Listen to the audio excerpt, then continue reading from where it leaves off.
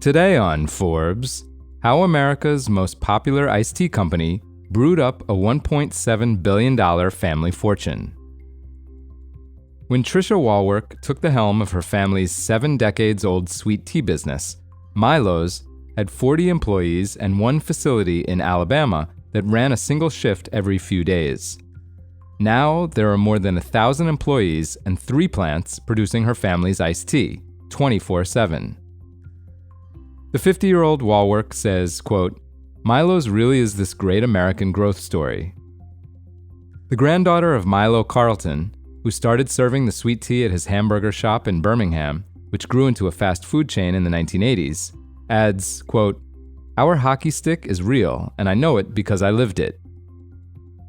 A third-generation CEO, Wallwork runs her family's $500 million in 2025 estimated revenue business.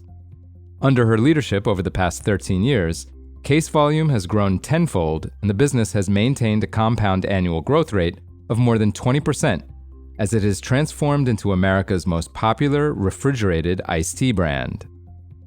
While many Maha Americans have turned to artificial sweeteners or completely eliminated sugar from their diets, Milo's sweet tea is full sugar, with 26 grams of cane sugar per serving. Milo says it's, quote, "pure and non-GMO." The tea has found a loyal customer base. Milo's produced some 200 million gallons last year, or about 2 billion servings. As one food industry investor puts it, it all proves that sugar consumption is, quote, "still alive and well." Still based in Alabama, Milo's became the top-selling refrigerated tea brand in 2025, according to Nielsen IQ, with its gallon jug of signature sweet tea becoming the #1 selling ready-to-drink tea across American retailers. The brand is also the top-selling liquid tea compared with any shelf-stable brands too, when measuring based on dollars spent, not volume like bottles or cans purchased. Arizona iced tea, for example, has annual revenue estimated at $2 billion, but not all of that is from tea. And Milo's lemonade is currently the fastest-growing brand in the country. Wallwork says that it's, quote, "wildly exceeding what we've projected." And the distribution goes far beyond the sweet tea-loving South. Milo's is sold in 60,000 retail locations, including 4,200 Walmarts, as far as Alaska and Hawaii. Milo's brews its teas from real leaves in one of its factories in Alabama, Oklahoma, and South Carolina that together can produce some 1,800 bottles a minute. Despite the expenses on manufacturing, profitability is strong. Forbes estimates annual EBITDA margins at 20%.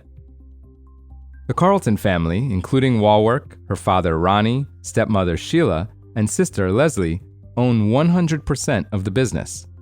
Forbes conservatively estimates the business could fetch $1.7 billion based on its profitability. And Wallwork says the family doesn't plan to sell. She says, quote, "We think that the challenges ahead are only solvable in generations, not in 3 to 5 year increments or quarterly earnings reports." She points to the business being zero waste certified and donating 1% of all profits to local education and environmental charities. She says, quote, "It's about purpose, and we feel we have a deep purpose to build this business so we can impact more individuals." Milo's is on track to hit $1 billion in retail sales by the end of this year, a year ahead of when it was initially projected. Forbes estimates that would mark around $750 million in annual revenue. Back in 2004, Milo's was just a small operation run by someone outside the family, with just 2 flavors and 16 employees manually filling each jug.